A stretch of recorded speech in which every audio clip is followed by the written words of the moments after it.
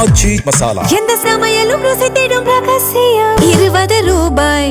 பெரம்பூரில் மீண்டும் பிரச்சாரம் மேற்கொள்கிறார் தமிழக வெற்றிக் கழக தலைவர் விஜய். அது தொடர்பான முக்கிய செய்தியை நாம் பார்த்து வருகிறோம். இது பற்றிய கூடுதல் விவரங்களை எமது செய்தியாளர் மணிகண்டன் விவரிக்க கேட்போம். மணிகண்டன், வர இருக்கக்கூடிய 20ஆம் தேதி பெரம்பூர் தொகுதி மக்களை மீண்டும் சந்தித்து வாக்கு சேகரிக்க தமிழக வெற்றிக் கழக தலைவர் விஜய் திட்டமிடுவதாக அறிகிறோம். இது பற்றிய முழு விவரங்கள் என்ன? தமிழக வெற்றிக் கழக தலைவர் விஜய் தமிழ்நாடு முழுவதும் இருக்கக்கூடிய அவரது கட்சி வேட்பாளர்களை ஆதரித்து பரப்புரைகளை மேற்கொண்டு வருகிறார்.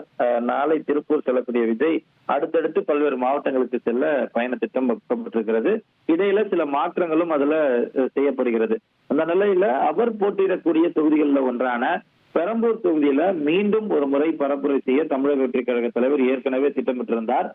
அதையொட்டி சென்னையில் இருக்கக்கூடிய மற்ற பகுதிகளோடு சேர்த்து இந்த பரப்புரை இருக்க வேண்டும் என்பதுதான் அந்த பயண திட்டமாக இருக்கிறது.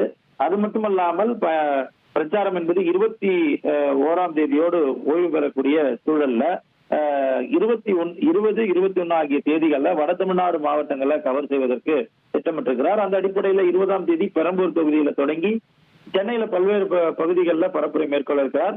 பெரம்பூர்ல மட்டும் 2 பகுதிகளில் மக்களை சந்திக்க இருக்கிறார் என்பதுதான் நமக்கு எடுத்திருக்கக்கூடிய தகவல்.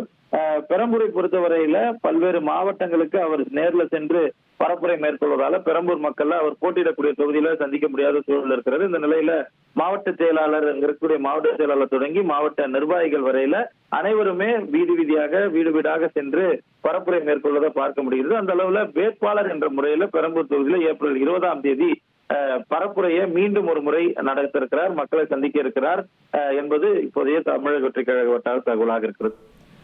தகவல்களுக்கு நன்றி மணிகண்டன். ஆச்சி மசாலா. எந்த சமையலும் ருசி தேடும் ரகசியம். 20 ரூபாய்.